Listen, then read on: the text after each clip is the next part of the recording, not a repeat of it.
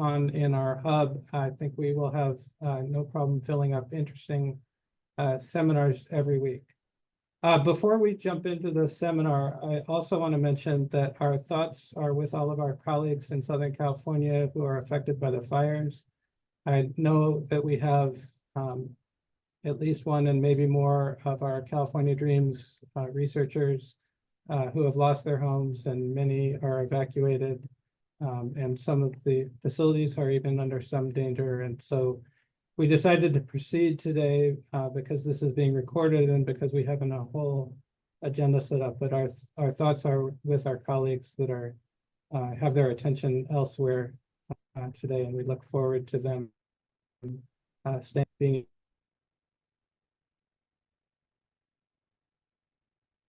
able to rejoin us when they are able. We're going to start the seminar part of the discussion today. I am going to start by introducing my colleagues who are joining me in this first presentation. The topic of the first presentation is RF microelectronics in Southern California. We're going to start with some history, and then we're going to go from the history into what we're doing under California Dreams and MOSIS 2.0. And we're very lucky as part of the California Dreams Hub to have some people who are very actively contributing to our current vision in California Dreams and the work we're doing, but have also been an important part of the history of microelectronics for RF applications in Southern California. And so I'm going to start by introducing two of my esteemed colleagues that I'm very lucky to be able to work with. The first is Peter Asbeck, who is at the University of California, San Diego, where he is a professor emeritus and has had industry and academic positions that were central to much of this history. And then after Peter, Aaron Oki will join us, and Peter has had a long history. Both of them are IEEE Fellows. Aaron's work has been done at Northrop Grumman, and before that at TRW, part of the same location. And he's been a really important part of what's been done in industry and collaborations between industry and academia. So with that, I will turn it over to Peter, who's going to get us started.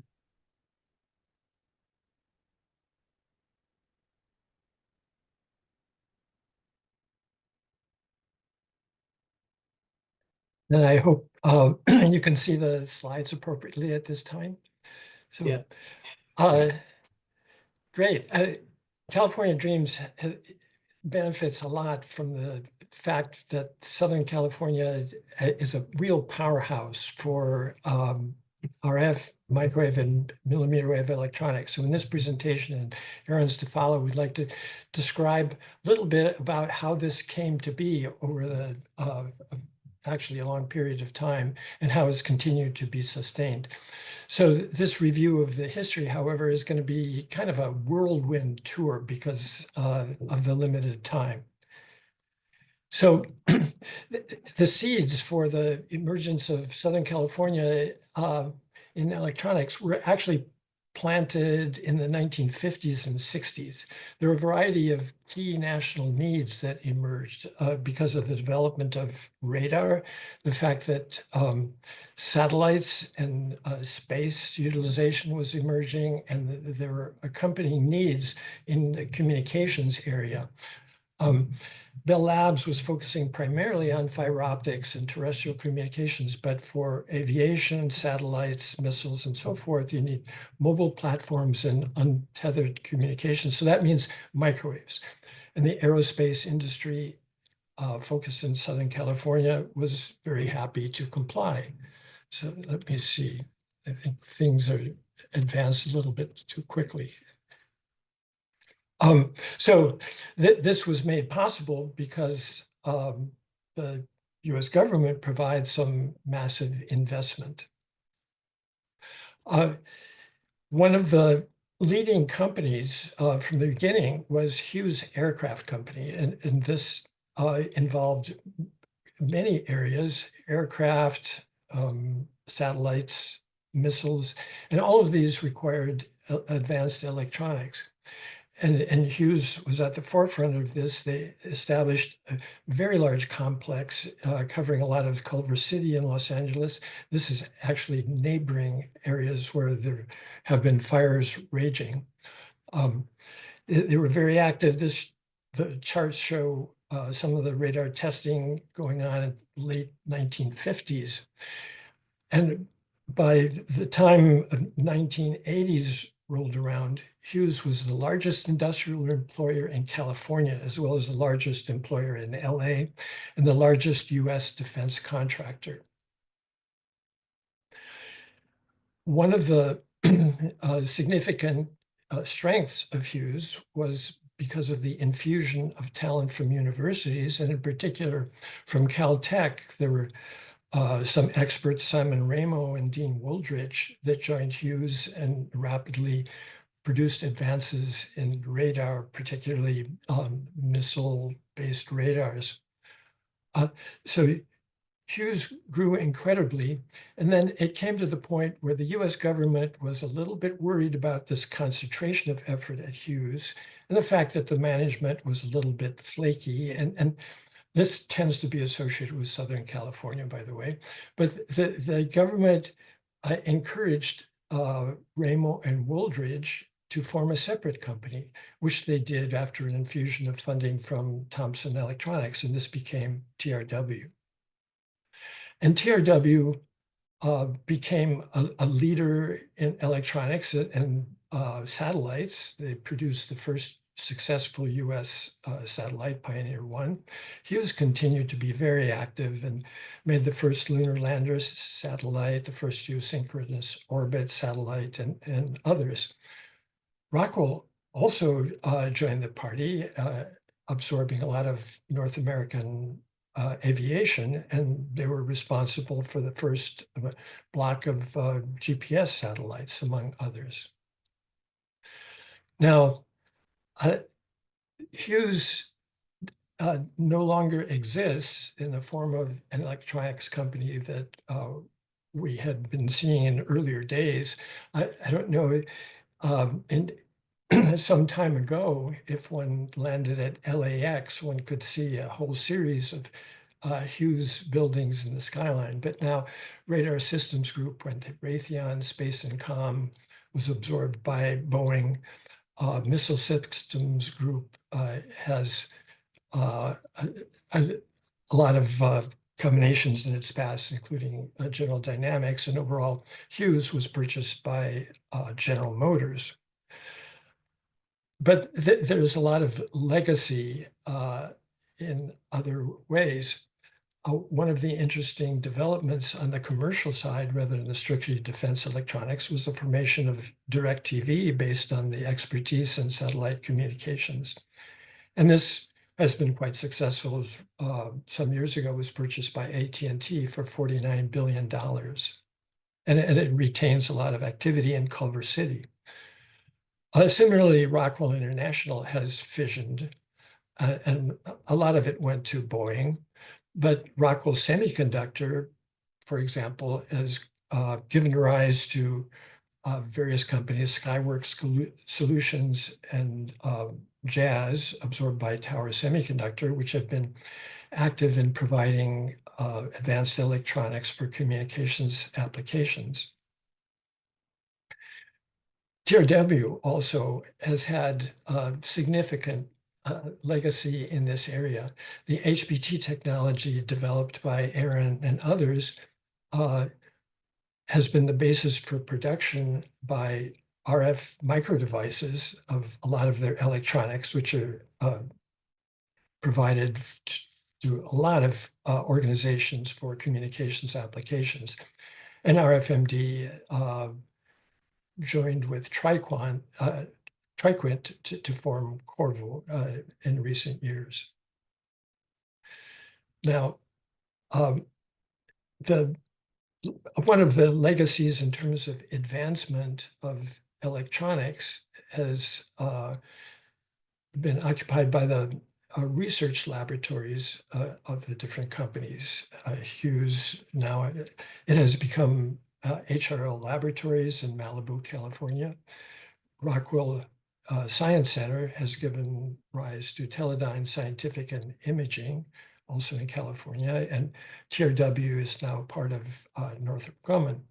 These laboratories were competitors, but actually very friendly competitors. And there was a lot of exchange of people and ideas between them.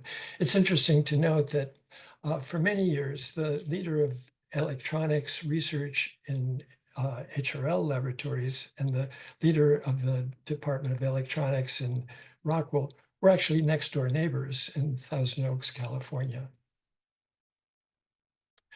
Now, another major strength of California Dreams and advancement of electronics has been the top-notch universities that have been active in the electronics area for many, many years. And that they're a great source of ideas and talent. And it's been particularly important, I think, that there's been a very strong interaction between the companies, particularly the research labs and the universities. And this has been fostered, I think, very importantly by the fact that the companies actually encouraged publication and there was a relatively free exchange of ideas. And I think we could benefit from more of that in the future. Now, within the universities, there have been many, many advances and notable researchers, but I think maybe the most important among them has been Herb Kromer, who joined Santa Barbara UCSB in 1976. Of course, Herb has been the master, the guru of heterojunctions. And these were the principal theme for advancement of electronics in the 1980s and the 1990s, both in silicon with silicon germanium and in 3.5s. Herb thought that it would be appropriate to focus particularly strongly on 3.5s within UCSB. And this has carried forward, I think, more generally to a lot of Southern California, and many advances have been made. He also was a pioneer in the area of MBE for the growth of the heterostructures, although that was invented at Bell Labs by Al Cho. It is interesting to note that the other important crystal growth capability, MOCVD, was actually developed in Southern California, invented by Harold Manaseved of Rockwell International, where it's been pursued and then much more widely in recent years. Now, universities attracted lots and lots of talent, and among the more enterprising professors, there were ones that founded companies that are now very important for the world of communications. And among them, of course, is Irwin Jacobs, professor at UCSD, who formed Linkabit and then Qualcomm. And Hemi Sanueli founded Broadcom together with his student, Henry Nicholas. And as a result of their efforts and others, basically, it's safe to say that most of us have Southern California electronics in our pockets because every smartphone has parts by Qualcomm, Broadcom, Skyworks, Qorvo, and others. So since these early years, there have been continuing very important advancements, particularly from the labs and universities that I've just described.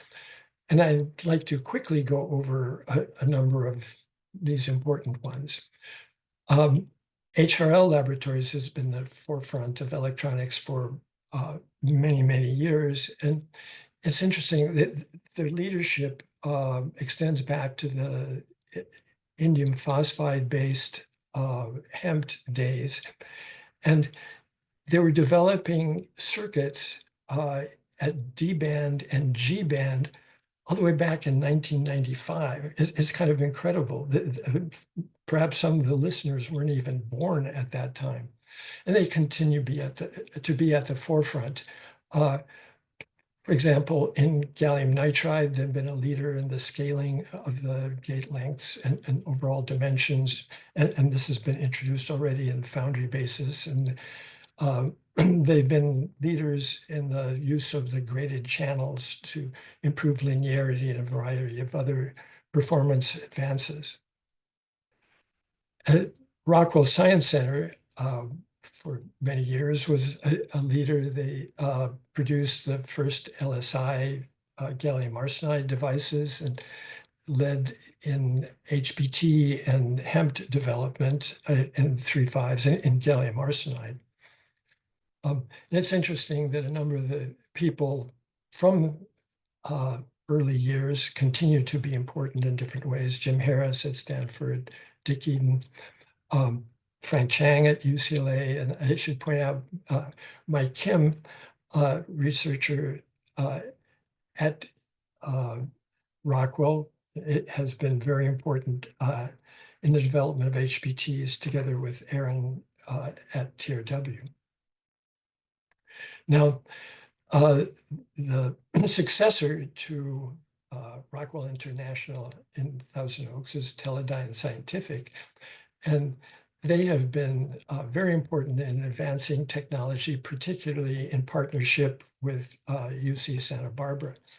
And already, for example, in 2010, they had incredible HBT, indium phosphide HBT technology featuring Fmax of 800 gigahertz with breakdown voltages of 4 volts and more. It's just outstanding technology that has been used to demonstrate power amplifiers essentially at state-of-the-art or near state-of-the-art, all the way up to 300 gigahertz and beyond. They've also been important in the development of advanced HEMTs in gallium nitride with, for example, the bridge FETs. Now, TRW has been outstanding in research, and actually I'm able to say more about it because I'm free of any kind of corporate restrictions. But Aaron himself, together with Mike Kim and Dwight Strite, were very important pioneers in the development of reproducible, reliable HBT technology and the application to many circuits. This chart on the left is one that actually Aaron gave to me so that in one of the presentations I was making, and this was 35 years ago, 30 or 35 years ago.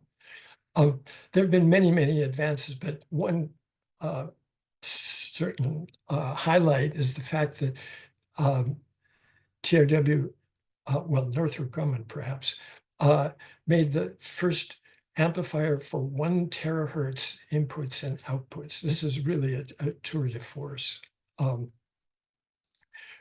based on indium phosphide HEMT type technologies. So turning to the university side, the seeds planted by Herb Kromer certainly blossomed very well. And perhaps we're all familiar with the outstanding efforts of Umesh pioneering gallium nitride devices and power amplifiers, and then spearheading almost all of the advances in recent years with the field plates and the use of gallium nitride for power electronics with transform, and now and polar gallium nitride. Similarly, Mark Rodwell has led the world of very high-speed HBTs, and for indium phosphide, he not only in the early years put forward the rules that govern scaling of these devices and the path towards higher frequency, but then he led the advancements, each of the fabrication steps to make this happen, and got 1 terahertz Fmax values. And is proceeded a long way in terms of FETs in a similar vein. And this combines with leadership in the area of circuit design and millimeter wave applications. So it's really an awesome set of contributions. Now, I've focused mostly on 3.5s emerging in Southern California, but particularly in universities, there's been major advances in the world of silicon for microwave and millimeter wave. For example, with the emergence of silicon germanium HBTs, Larry Larson worked closely with IBM to make the first actually commercial WCDMA transmitters in SIGI more than 20 years ago. But perhaps most importantly, Gabriel Rebeas has been the leader of ICs and antennas and systems for phased array communications. For example, here is at 44 gigahertz and already put together 16 channels in 2008. And nowadays, you know, for 6G, there's a lot of focus on 140 gigahertz. Well, Gabriela has put together transmitters and receiver ICs for in CMOS technology and silicon for 140 gigahertz already some years ago. So it solved a lot of the problems. Now, there are many other contributors to the world of millimeter waves, particularly in phased arrays, and there's not enough time in this presentation to highlight all the advances made at UCI, well, Caltech, and USC. I should say a few words about UCLA because outstanding professors and many graduate students who have fueled Southern California companies. But Frank Chang has been at the forefront of millimeter waves in CMOS, introducing artificial dielectrics, self-healing amplifiers, and so forth. And there's non-reciprocal devices made and advanced packaging. And Tatsuo Ito was the grandfather of electromagnetic simulations and theory for decades.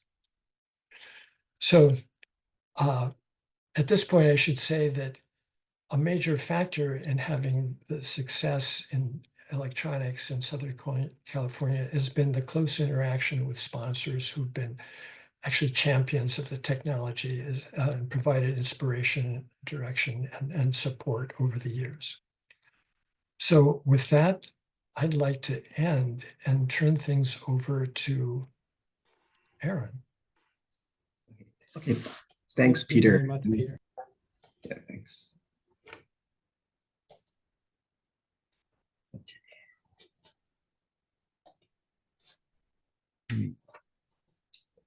Get going.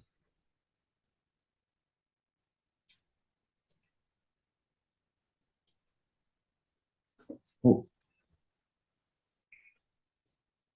We still see you, Aaron. Your Zoom didn't crash too hard. okay. Is it okay? Yeah. Yep. Okay. So, Okay, great. So oops, I'm not sure what this is. Okay. Yeah, so again, yeah, thanks everybody.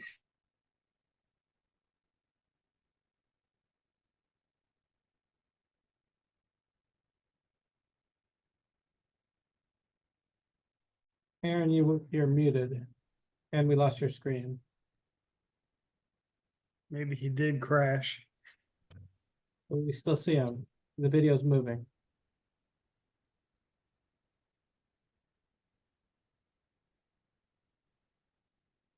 Aaron, we don't hear you. You're still muted, but otherwise, Okay, am I okay? yeah, now we hear you. We We can don't see have you. your screen though.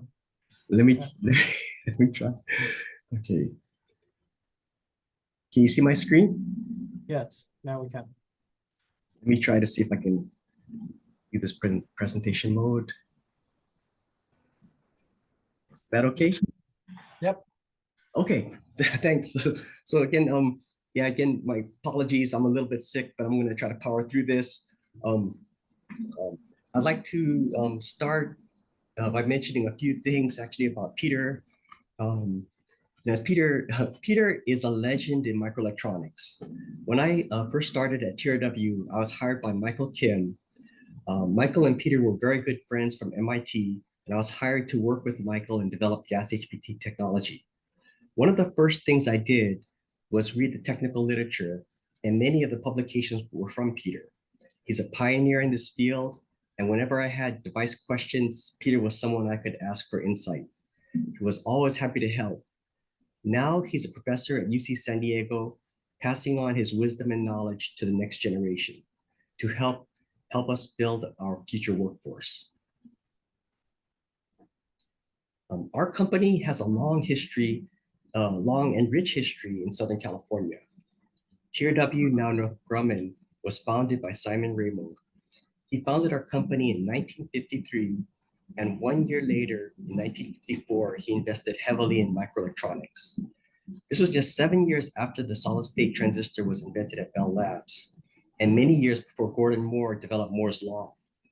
Simon Ramo was a visionary, and he could see the critical importance of microelectronics for his space and missile business he was forming.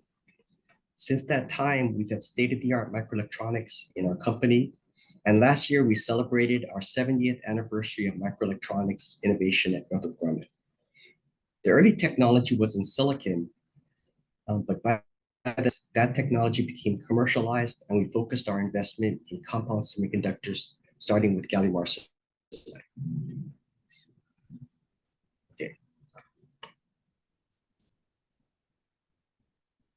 Okay. The first story I'd like to share with you to give everyone a little bit of insight into the state of gas technology in the mid-1980s. It was, in a word, terrible, very immature. Okay, can you hear me? Yeah. Okay. We heard terrible.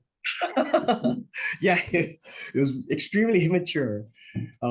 We could process 20 process lots and not be able to get a single wafer with good NNP type ohmic contacts.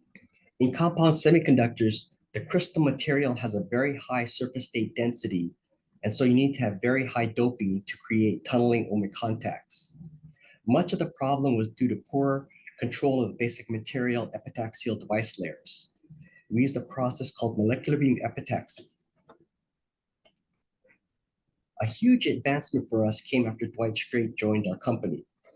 Earlier, MBE growers would need to manually adjust multiple dials, controlling the dopants and material composition. Watching the MBE grower, one of the engineers would refer to this as dancing with the machine, since you're simultaneously controlling multiple furnace temperatures and heaters all manually.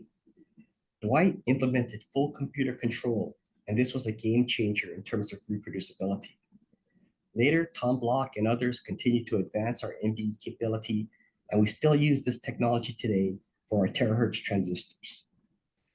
In the late 1990s, through the DARPA MIMIC program investment, we were able to mature the technology for program insertion, and due to the advantages in performance and cost, we were producing and delivering over 2 million cell phone power amplifiers per week from our Redondo Beach foundry.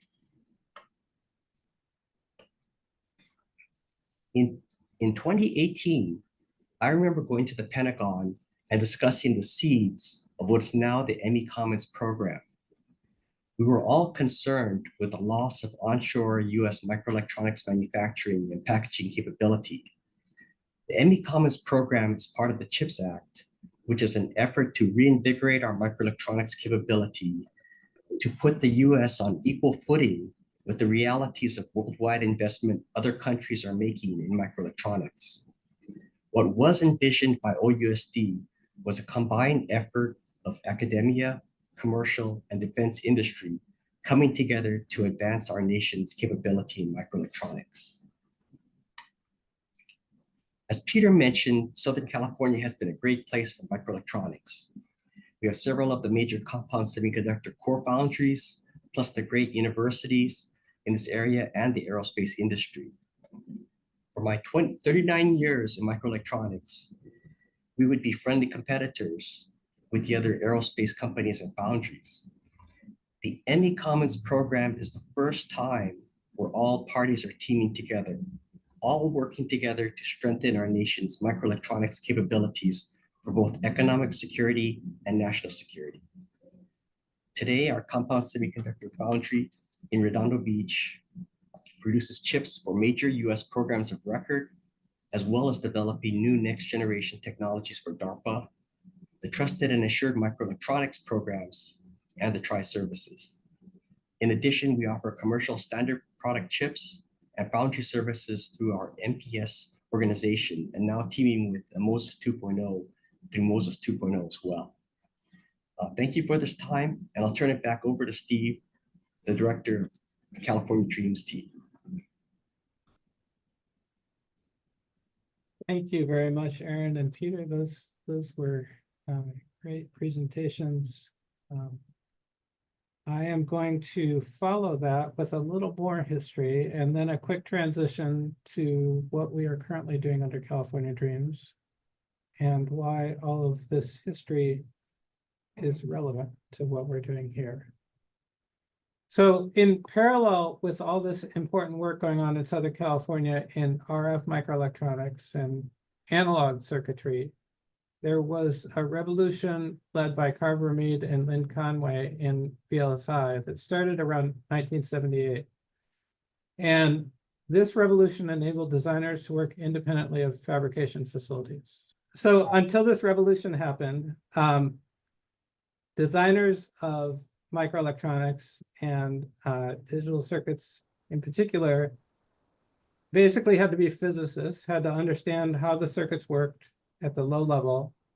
And generally chips were designed in facilities where they could be fabricated. And the Mead and Conway revolution allowed non-physicists to design for VLSI and for the designers to be separate from the fabrication facilities. They wrote the first textbook on VLSI design for non-physicists, which is a large part of what revolutionized the field. And they came up with the multi-project chip concept, which became very relevant to what we're doing in California Dreams, and I'll talk more about in the next slide. They introduced ideas like design hierarchy, modularity, and reuse, and design rules based on feature size, which we all take for granted today. Although some of that is changing with the changing or ending of Moore's law and the move toward heterogeneous integration and the end of Dennard scaling. But this is what drove the microelectronics industry, especially on the digital side, for decades. And there was a DARPA program started in 1980 to take advantage of this revolution and to allow people to make innovations in design and architecture rather than keeping architectures fixed and just depending on improved transistors to improve performance. So once you fund a group of people and institutions to do innovation in design and architecture, you need a way for them to access low-cost fabrication so that they can innovate in their designs, find out what the designs do, learn from the design, and move on to the next one. And especially when this work is being done by students in universities, cost is important. And so as part of that DARPA VLSI program, the MOSIS organization was founded. It was funded by DARPA to support the VLSI program in particular, and solely to support that program in 1981.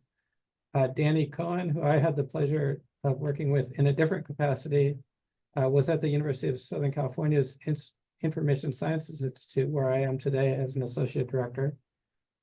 MOSIS stands for, or at least stood for at that time, Metal Oxide Semiconductor Implementation Service. Today we are running MOSIS 2.0, and people ask us what MOSIS stands for, and my answer is it doesn't stand for anything anymore because the old acronym is not precisely relevant to what we're doing today. It's kind of like IBM. Nobody talks about IBM standing for International Business Machines anymore. So that's the way we think about MOSIS. And the work that MOSIS did was based on the multi-project wafer run concept that was the same as the multi-project chip concept that we talked about in the previous slide. And that allowed the cost of many designs to be amortized across a single fabrication run. So MOSIS had the job of helping designers to design to a set of design rules, would take those designs and combine them onto wafers, put the designs together in the wafers, and then have the mask fabricated, send the mask to the fabrication facility, and then get get the wafer back, split the designs up, and distribute them to the users. Also interesting, at that time, MOSIS had their own design rules, and they went out and looked for foundries that could meet those design rules. So today, of course, design rules are determined by the foundries, and every designer has to design to a foundry's rules and those generally come in the form of a PDK. But at that time, MOSIS had its own rules, and they sort of determined what those rules were, and then found vendors who could meet those specs.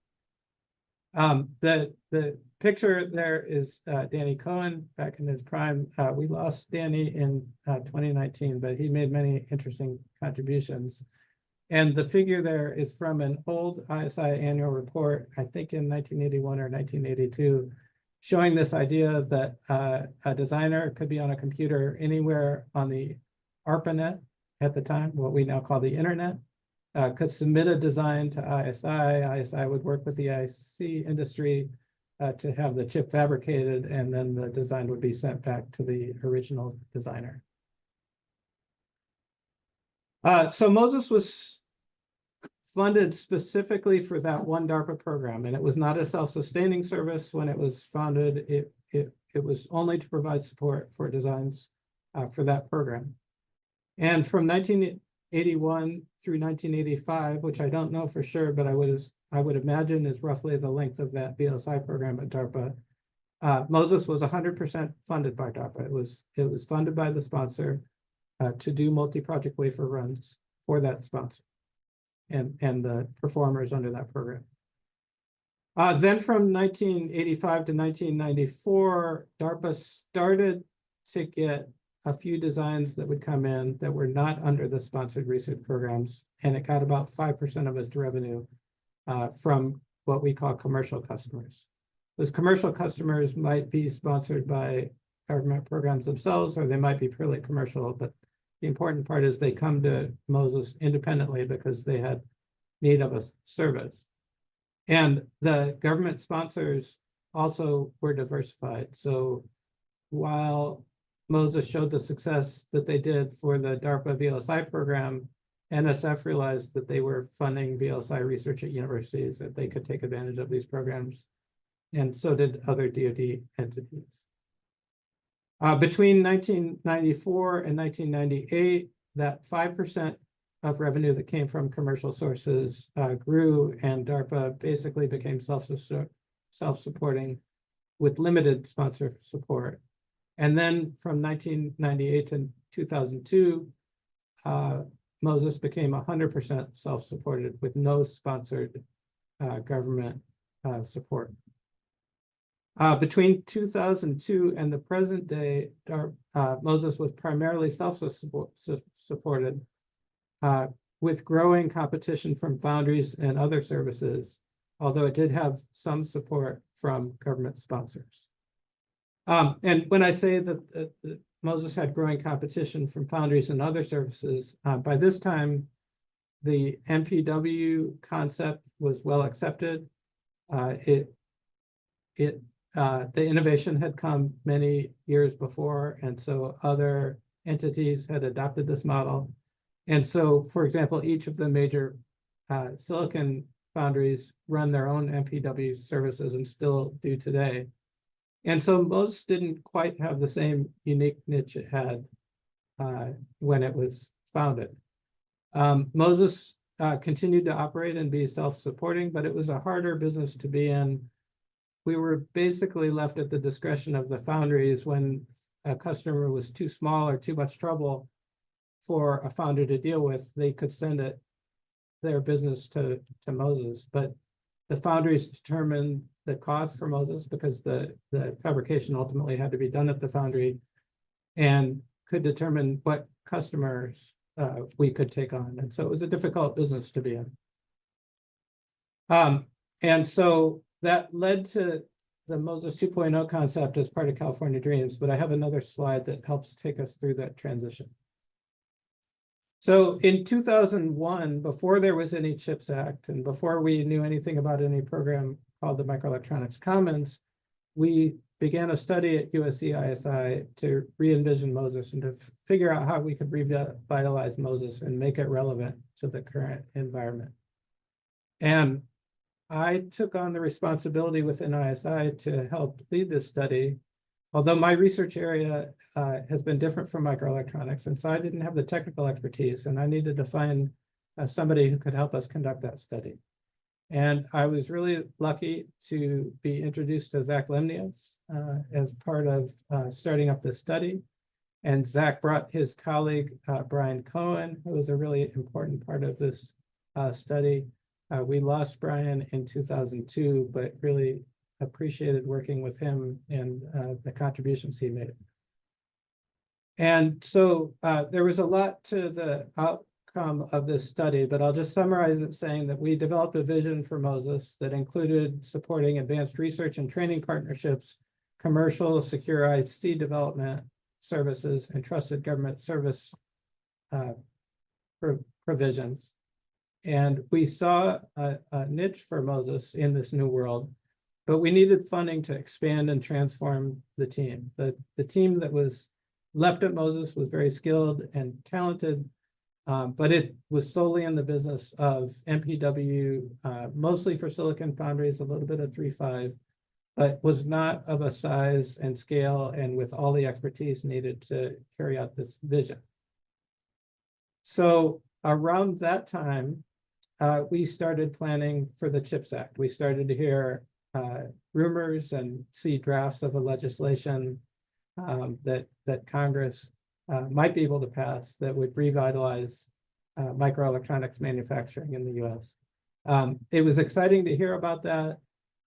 With the recent ability for Congress to function and do things together, what it is, we had a lot of doubts whether something would be passed or not, but we decided it would be a good idea to plan for it so that would be ready. And although my own technical research expertise is not in the electronic design automation space, I found myself having fallen in with a group of EDA experts from universities in Southern California who decided that we should start planning for this CHIPS Act in case it came. And that group included Peter Burrell from USC, Andrew Kung from UCSD, Puneet Gupta at UCLA. I'm sure there are others, but just to give you a sample of some of the great people that we have in Southern California working in EDA design, I was fortunate to be a part of those discussions. And as we were having those discussions, we started to hear about an expansion. We started to hear about the Microelectronics Commons program and how it was focused on fabrication. So we supplemented our group of EDA experts with people from nanofab labs in universities and industry fabs to start to build our team. And I noted the industry leadership from Northrop Grumman there. One of the things that happened that was an important event in leading to California Dreams, I was part of these discussions with my university colleagues. We weren't engaged directly in these discussions with industry. I have a colleague down the hall named JP Walters, and JP came down the hall one day and said, this guy from Northrop Grumman, Randy Sandhu, is trying to reach you, and you're not returning his calls and emails, and he'd really like to get in touch with you. Having come from a different area, I didn't know who Randy is, but I didn't mean to ignore his calls. And so I found the messages and got back to him. We hit it off right away, and we found that Northrop and industry colleagues had been working on a vision for a hub in Southern California that looked exactly like the hub that we academics had been envisioning as we had our discussions. And the academics knew that we needed the industry partners knew that they needed the academic partners. And so it fit right together. And the CHIPS and Science Act was fortunately passed in August 2022, allowing the funding to be in place for us to implement this vision. It aligned with this vision that we had for re-envisioning MOSIS, and that the team really appreciated that MOSIS could be a unique vision for this hub and bring all these capabilities together. It couldn't have happened without Zach's contributions and many other contributions, but Zach was present through all of the history that that Peter and Aaron talked about and was really critical in bringing people together. We began monthly in-person meetings in September of 2022 that we hosted and I helped put together, submitted a proposal in February 2023. We waited for quite a while, not knowing much about what was going on. And then very quickly, we had an award in September of 2023. A month later, or actually a few weeks later, we were standing in front of nearly 1,000 people at the first Microelectronics Commons annual meeting in DC in October.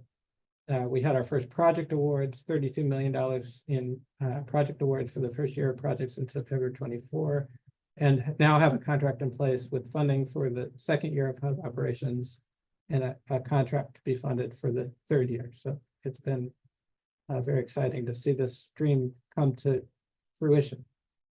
So we don't have much time to talk about what the hub is actually doing, and I'm going to try to go through this pretty quickly. I don't mean to give the short stick to what we're currently doing, but we will have other seminars where we will talk much more about our capabilities. We are very lucky in Southern California to have these 7 university nanofabs that actually Peter highlighted very nicely in his part of the talk, so I won't talk more about that. We have 3 DoD volume fabs that both Peter and Aaron talked about at Teledyne, Northrop, and HRL that are derived from some of the historical organizations. We have a partnership with PDF Solutions. We have a workforce development team that is actually much broader than what's shown on this slide, but this gives you a taste of some of our partners in workforce development. We have 4 of the largest defense primes, all with presences in Southern California that represent the interests of the system developers as part of our hub. And then all of this is brought together by our MOSIS 2.0 concept that was part of the vision that we developed for the reimagining of MOSIS. So the focus of our hub is on doing fast prototyping and making sure that organizations and people with innovations in microelectronics, in particular for RF, but the concept can be expanded to other domains.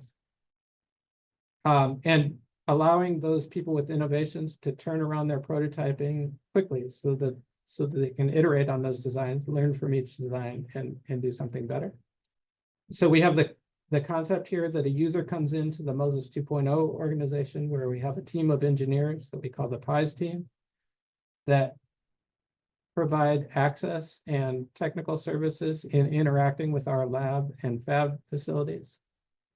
And that we work together to transfer innovations that come from our lab facilities into our fab facilities so that they can become mature enough to be deployed in DoD systems and commercial systems and have an impact on the world. We are operating our services on a cloud that we called in our original proposal the SuperHub Cloud, which has now become part of an important partnership that we have with the Midwest Microelectronics Consortium, which you can see in the lower right-hand side. So the MMEC hub has what they call the design platform, which provides all the services that we need within our hub. And so we've formed a strategic partnership with them that we're very grateful for. We are also in the process of developing technologies with the MMEC and the SWAP hubs led by Arizona State University for services. And so now we are working on making technologies available not only from Southern California and our California Dreams Hub, but from other hubs throughout the country available through our MOSIS 2.0 service. This is a work in process. We've got lots of work to do, but we've made lots of progress. Because of time, I'm going to just briefly go through these last few slides so that we have time left for questions, but you can see key areas for MOSIS 2.0 support, ranging from MPW support to circuit design support, nanofabrication in the university laboratory facilities, and IP leave behinds so that the things that we do under our projects in California Dreams can be useful to future projects. And there's another slide here that talks about the range of services that one can get for MPW.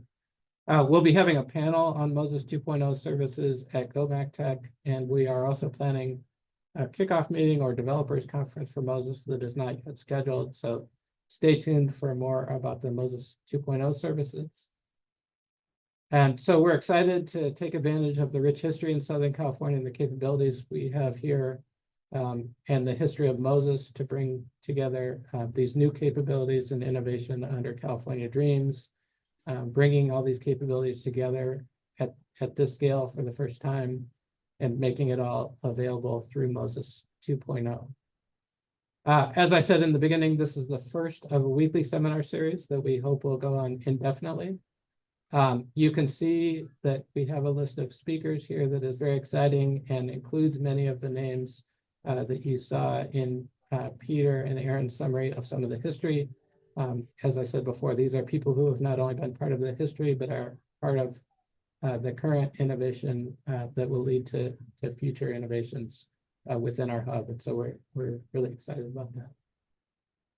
And then finally, I'll land on this slide. There are many different ways you can get into contact with us. I see that I left one URL out of this slide inadvertently, but there's a MOSIS 2 website. I believe it's mosis2.org, so apologies for that. Maybe somebody can drop that in the chat window and we can fix that for YouTube. But thank you very much. I'll stop there and take questions.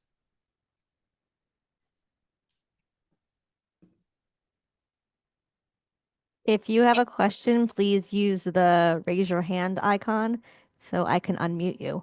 Thank you. Thank you, G, for posting that link. I had the last extension wrong. It's .com.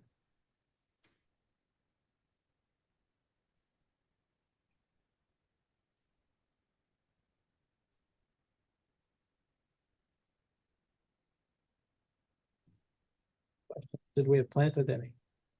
I don't know that we did.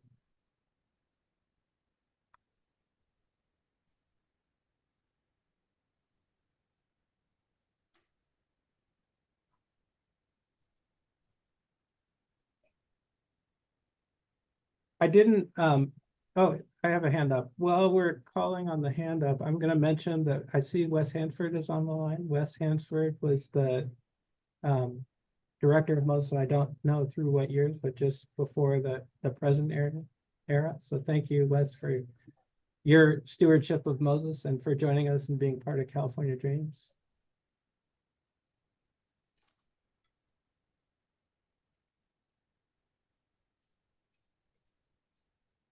Yeah, I see your hand is up. Please go ahead with your question. Hi. Thanks for joining us. So basically my question, it had to do with kind of what you envision as the role for MOSIS for silicon photonics compared to 3.5. It seems like a lot of the history has been based around like the strengths of the LA areas, like, you know, heterogeneous semiconductor development with that kind of participation. So I'm just wondering, in terms of the offerings that are in place, do you view the emphasis as being on the 3.5 side, silicon photonics side, or the integration side? So we're doing both. We started with emphasizing our history in RF and our capabilities in RF. And there was some ambiguity in the original solicitation in Microelectronics comment how much interest there was in silicon photonics. But that has been cleared up, and we are definitely working on silicon photonics capabilities, both within our current facilities and expanding to Sandia as part of their work in the swap hub, for example. I also didn't give credit where I should have to Mike Haney. I don't know if Mike is on, but Mike is the director of our MOSIS 2.0 service. He has a background in silicon photonics and a particular interest in helping us make that work available. So you're in good hands for silicon photonics. That's awesome. Thank you for the great work you're doing. And it's great to see the initiatives and like kind of the collaboration around the work of Dreams Hub. So. Carl, I see you next. Thank you. So that was my question as well. Like, how should we think about this being applied to other types of chips, like you know, optical and things like that? And should we send people your direction that are operating in that space or trying to figure out how to experiment? Because that we see a lot of that where people just don't have any expertise in foundries or building or anything like that. but they really do believe in the optical side of things. Absolutely. And I should also start by saying we have not dropped our traditional silicon foundry business. That still exists. But the concepts that we have for MOSIS 2.0 apply equally well to innovations in any microelectronics related area. We will always have to make decisions about where to put our resources, and the plan is to develop more resources over time as our business is successful and we can build the team and hire more people. And we can also scale by working with our partners. And so it may be that in some areas we don't have so much expertise within the MOSIS 2.0 team, but we have a foundry partner who's willing to work with us and through our storefront, and that they can bring the expertise for their foundry.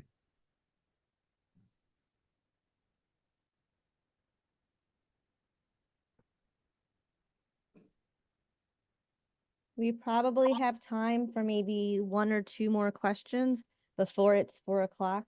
But if you do have additional questions that weren't answered, you can always send me an email and I can pass them on to our speakers. That sounds good. And while we wait for a hand to go up, I see Carl's message in the chat deck. Yes, we can share the deck. It's public release. And for anybody who didn't hear it, this will be posted on YouTube in the archive, so anybody will be able to watch anything they missed and share with their friends.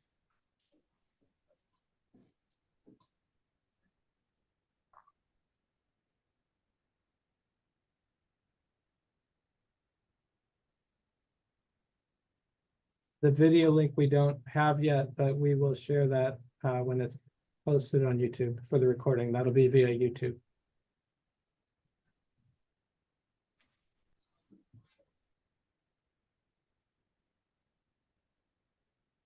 Since I don't think we see any other questions, I think maybe it's a good time to end. I'd like to end again by thanking Peter and Aaron. All the future seminars will be on YouTube. Yes, this will be a regular weekly series. Every week it'll be similar to what we're doing today.